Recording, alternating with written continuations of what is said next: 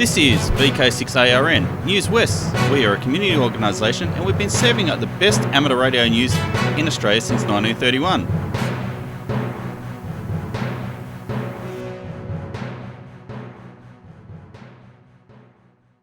Hi, this is Clinton VK6FCRC and this is Newswest for the 29th of October 2023.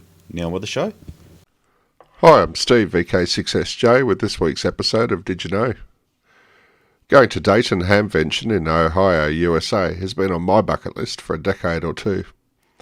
This year I needed to discuss a few things with Flex Radio and I wanted to expand the variety of products in the shop, so it seemed like the perfect chance to get those tasks done and also see what Dayton was about. Picking up some other work over there for another customer to help pay for the trip, as well as working for Flex while I was there, was icing on the cake. So there I was, ticking off one of my bucket list items.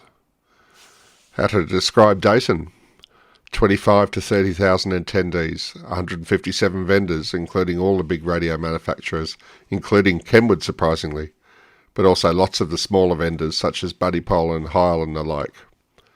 The look and feel of the event was not dissimilar to the Perth Royal Show, but only runs for 2.5 days instead of 10. There were food trucks and stands dotted around the event, one hall exclusively for use as a forum, 4 buildings for commercial exhibitors and a large paddock full of flea market car boot style sellers. In fact, looking at the facility in Xenia where the Dayton Hamvention is now run, the Claremont Showgrounds would make a nicer location with similar facilities but probably more expensive. To give you an idea of the size of the market though, there are 762,000 ham licenses in the USA, with just under 130,000 of them living in Ohio and its bordering states. In Australia, we have 19,500 licenses, and I think about 2,000 of them are in WA. There's a lot you can do with a market that size that's likely not going to happen here with our current population of hams. Still, if you scale down our population, a similar attendance should be in the order of 500, or 1 in 4 hams. Not sure off the top of my head how that compares to, say, Hamfest, but it's probably an appropriate amount. I might add that the USA has around twice as many hams per capita than in Australia. I wonder why that is. Looking at the Wyong Field Day that I've attended a number of times, it was a pretty good scaled-down copy of Hamvention, given the size of our market. Wyong typically has an area for forums, an area for commercial vendors, areas for car boot sales, and a few options for food. Wyong has the advantage of a far larger potential audience than we have here in WA. Makes me wonder what could be done if our amateur population, or rather the target audience of an event, was bigger. What could we do? If we expanded the interest of an event to the recreational CB and HF sectors, it would probably be catering to a potential audience of around 5 times the amateur population, so might end up with an attendance of more than 1,000. This could possibly allow us to run a forum in a separate room. They just don't work otherwise, in my opinion. And the size of the market would attract more vendors. It would also bring a bunch of people with similar interests into contact with amateur radio, which would almost certainly bolster our ranks. The forums tied in with Hamfests have been tried to varying rates of success. I think Perth Tech is by far the best example of the forum idea, but they typically don't cater for the vendor or flea market crowd.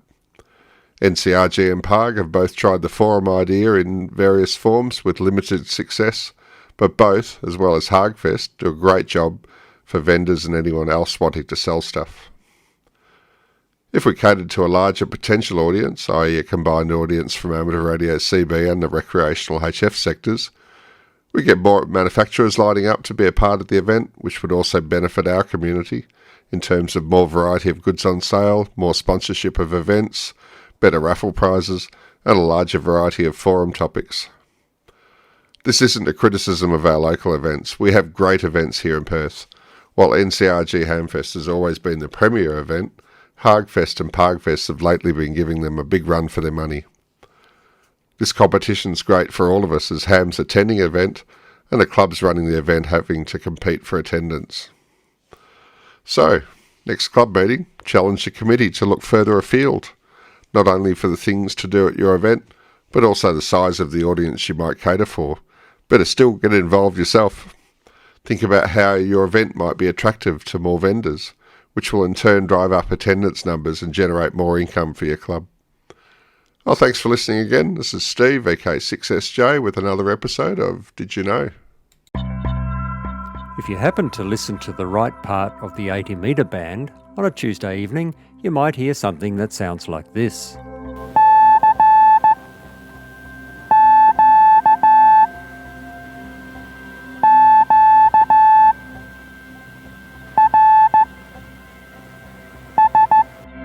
The CQ QRS net has been running every single Tuesday for the last 2 years and has been unbelievably popular. There are usually half a dozen, and a couple of times up to 18 stations, popping in and out when they can over the 4 or 5 hours.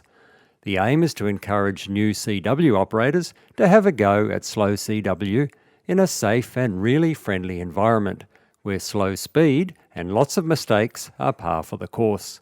It's all about having a go, starting with a basic call sign and RST exchange, then over time getting better and better.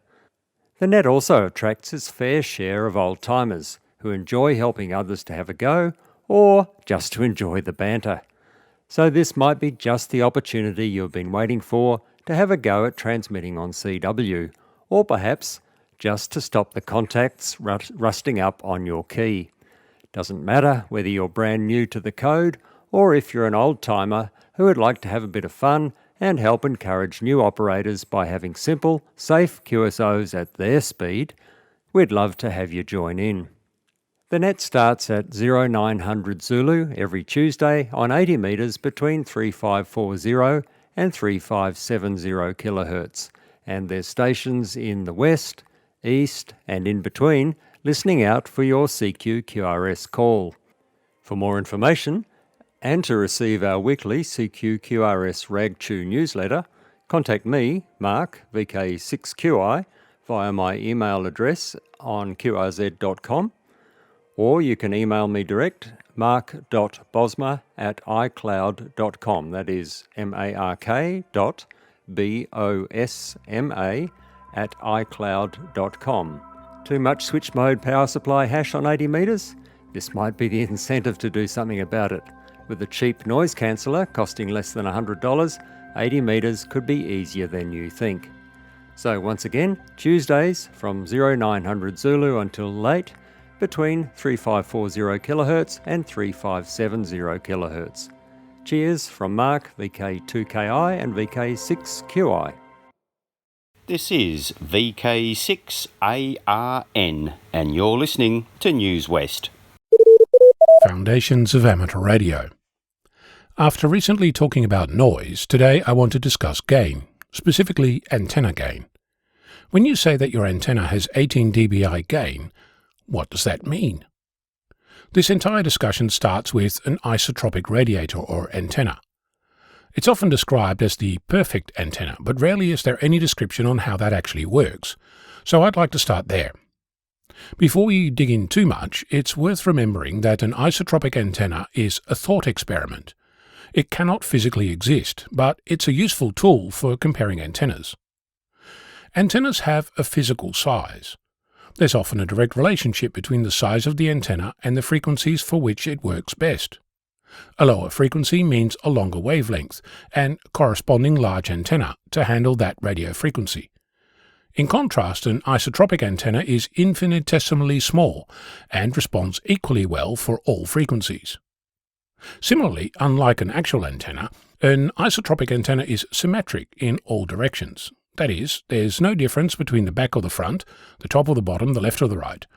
You can position an isotropic antenna in any orientation, and there's no difference. Not just no detectable difference, no actual difference. The radiation pattern is a perfect sphere. As I said, the isotropic antenna is an imaginary, let's call it ideal antenna, that's used as the base reference to measure all antennas against. When you use the word gain in relation to an antenna, you're using the unit dBi, and in doing so you're comparing the antenna against this imaginary perfect isotropic antenna. When you see that the gain of an antenna is 2.15 dBi, you're saying that this antenna performs better than the isotropic antenna and does so by 2.15 dB.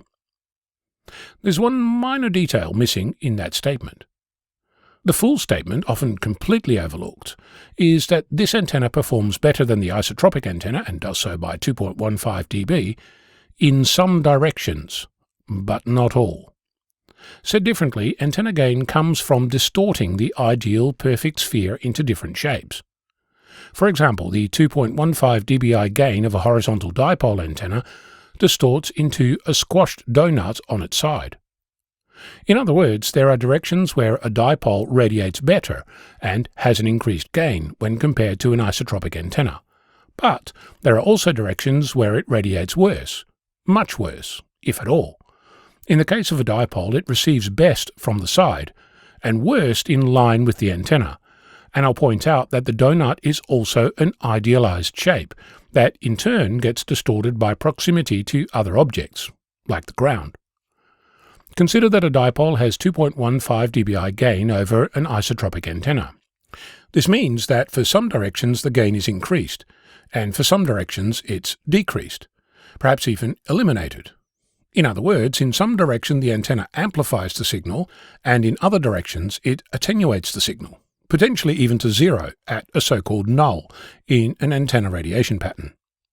As I've said before, an antenna receives a combination of both wanted signal and unwanted noise. For an isotropic antenna, all signals, from any direction, both wanted and unwanted, are treated the same. This is not true for an antenna that has gain. Consider an antenna that exhibits gain in one specific direction and loss in all other directions. If you were to point that antenna at a wanted signal, the incoming signal would be amplified in that direction and attenuated in all other directions. If noise comes from all directions equally, most of the noise would be attenuated, and only a little bit of noise coming from the same direction as the wanted signal is amplified. Overall, this means that the total amount of incoming noise is reduced in comparison to the wanted signal. In other words, the noise floor is reduced and the signal level is increased, making the signal more audible above the noise. This means that the impact of antenna gain is that the signal-to-noise ratio is improved for an incoming signal in comparison to local noise. Notice also that the antenna gain works in multiple ways. It serves to improve the local signal-to-noise ratio by attenuating noise and amplifying a wanted signal, but it also increases the transmitted signal that's sent towards the other station. Both affect your station's performance, but do so at different sides of the communication link. And because we are talking about two separate signals, an incoming one and an outgoing one, the optimal direction might not be the same for both. So, now what do you think the impact might be of adding an 18 dBi Yagi to your station? I also have a supplementary question. If a commercial antenna is compared with the dipole using the dBd unit, is the antenna compared to the entire radiation pattern of a dipole, and if so, at what height from what type of ground? And is that a useful comparison, or hiding the true performance of such an antenna? I'm Ono, Victor Kilo 6, Foxtrot Lima, Alpha Bravo. Good morning, this is Roy, VK6 X-Ray Victor, with this week's hotline, the 29th of October 2023. Today I have the following for you. Tim, VK6 Echo India is looking for some cable, 20 metres thereabouts of Lima Mike Romeo 240. If you would have some lying about, Tim would like to hear from you. That's VK6 Echo India. His email address vk6echoindia@bigpond.com. If you can help him with that, Lima Mike Romeo 240 coaxial cable, 20 metres required. Next item for sale is a Tango Sierra 590 Sierra Kenwood transceiver with a Tango Sierra power supply. $1,550 is the asking price for that. There's also a Yaesu Fox Tango 2000 200-watt transceiver, $1,550 for that also. There's a Fox Papa 8 extension speaker, $150 for that. And there's also a Daiwa 5204 antenna switch, 4-port model, $50. There's a Revox Whiskey 5000 SWR bridge, 1.8 to 60 megs, $80. There's a Fox Tango 200 transceiver with Fox Papa 200 power supply, $150 the pair. And there's an MFJ 259 Bravo antenna analyzer, $150. There's a TH3 Mark III high-gain tri-band antenna, negotiable price on that. There's also a rotator, a Charlie Delta Romeo Ham M, negotiable. There's a tubular 40-foot telescopic self-supporting mast, negotiable price. Homebrew HF amplifier deck, set up for a 4-1000 GG tube, negotiable. And you may contact Nora Jackson on behalf of her Silent Key husband between the hours of 10 and 12 today. And the mobile number is 043 835 2667. That's 043 835 2667, or the landline is 6363 5350. Again, 6363 5350. Next item comes from Stephen, handling his father's estate, VK6 Uniform Tango. Still has a whole lot of transceivers and paraphernalia, spare parts, valves, and generators and power supplies. Too much to mention here, but if you would like to give him a call or send him an email, his email address is stephentango@westnet.com.au. I spell Sierra Tango Echo Papa Hotel Echo November Tango @westnet.com.au, or the mobile number 0401 804 166. 0401 804 166. VK6 Alpha Delta India still has a microphone, a amplified desk microphone, $50. The desk microphone's not amplified, but the audio is. It's a realistic audio, amplified audio desk microphone for sale, $50. And you may contact Barry. VK6 Alpha Delta India. His email address is bravo.juliet.burns, that's Bravo Uniform Romeo November Sierra, @bigpond.com. bravo.juliet.burns@bigpond.com. That's all I have for you today, and if you have any ideas for next week, please contact me. The address roy.watkins@bigpond.com. roy.watkins@bigpond.com. Thank you once again for listening. 7-3. Hi there, I'm Clinton, VK6FCRC, and I'd like to thank our Newswest team of volunteers and broadcasters each week, and those regularly submitting content each week. I'd also like to thank our readers and you for listening. Please stand by now for callbacks after the ident, or if nobody is taking callbacks, please fill out the form on the VK6.net website so we know how many people are listening or reading Newswest each week.